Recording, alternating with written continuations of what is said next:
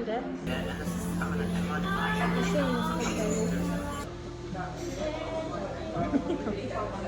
Hi guys, we're back for another coffee review. We're here at Coffee Culture in the Palms.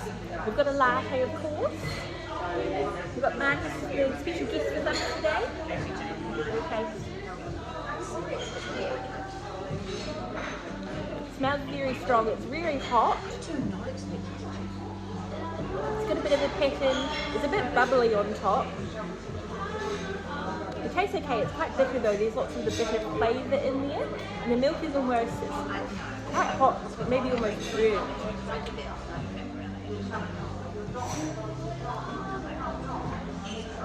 Yeah, it tastes average. I'll give it a...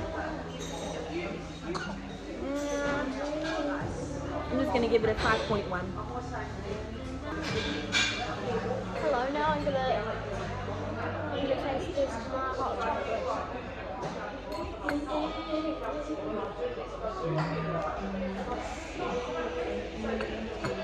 I like the milk in here. The chocolate on the top is pretty good.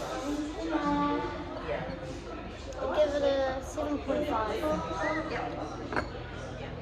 What do you think?